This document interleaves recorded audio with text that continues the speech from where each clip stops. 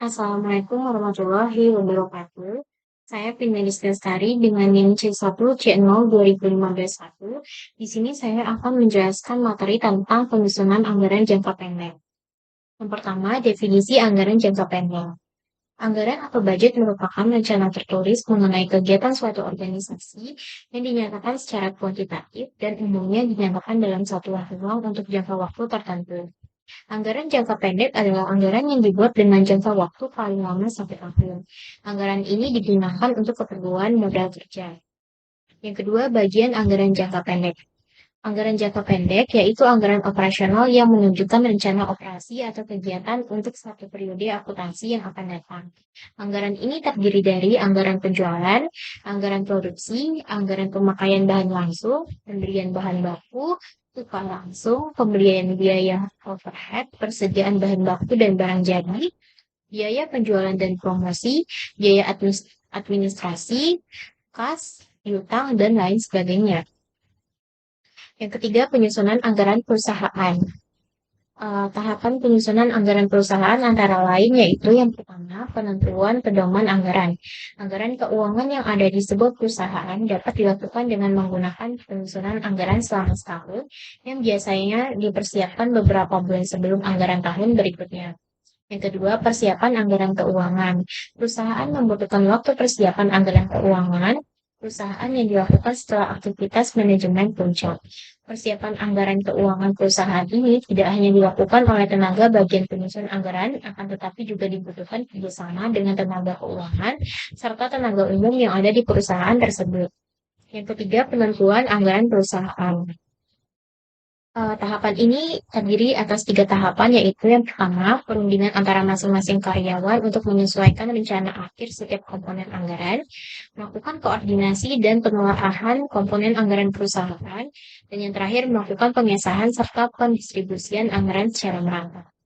Yang keempat, pelaksanaan anggaran. Inilah tahap keempat yang dilakukan untuk menyusun anggaran perusahaan. Tahapan ini menjadi langkah kesekian kalinya dari proses penyusunan anggaran yang akhirnya diputuskan dengan sebuah keputusan tunggal. Dalam tahapan ini dibutuhkan pengawasan dari kalangan manajer perusahaan pada masing-masing bagian yang melakukan tugasnya sendiri-sendiri. Setelah pengawasan sudah dilakukan oleh kalangan manajer, selanjutnya manajer memiliki wewenang melaporkan pada seorang direksi di perusahaan. Inilah alat final dari penerapan anggaran di sebuah perusahaan. Yang keempat, penyusunan anggaran kas jangka pendek.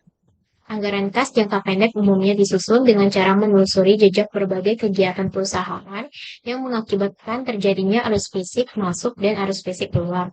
Arus balik dari jejak arus fisik yang masuk akan mengakibatkan terjadinya arus kas keluar. Demikian pula sebaliknya, arus balik dari jejak berbagai arus fisik keluar akan mengakibatkan terjadinya arus kas masuk.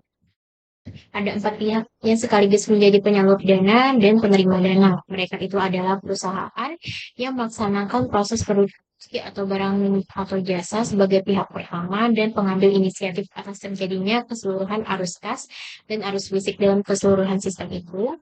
Yang kedua, para rekanan atau pemilik faktor produksi. Yang ketiga, konsumen atau pembeli produk. Dan yang keempat, pemilik dana atau pemerintah. Di antara keempat pihak yang membentuk sistem ini terjadilah arus fisik maupun arus kas yang merupakan arus masuk maupun arus keluar di antara mereka satu sama lain. Arus fisik masuk terjadi pada saat perusahaan membeli berbagai faktor produksi yang dibutuhkannya, dan sebagai gantinya terjadi arus kas keluar pada saat perusahaan membayar faktor produksi yang digunakannya dalam proses produksi. Arus fisik keluar terjadi pada saat perusahaan berhasil menjual produknya pada pembeli atau konsumen. Sebagai gantinya, terjadi arus kas masuk pada saat pembeli membayar harga pokok yang dibelinya. Arus kas masuk dan arus kas keluar yang terjadi di antara rekanan, perusahaan, dan konsumen membentuk transaksi rutin atau transaksi operasional yang sifatnya kontinu. Di antara perusahaan, pemilik modal dan pemerintah hanya terjadi arus kas masuk dan arus kas keluar.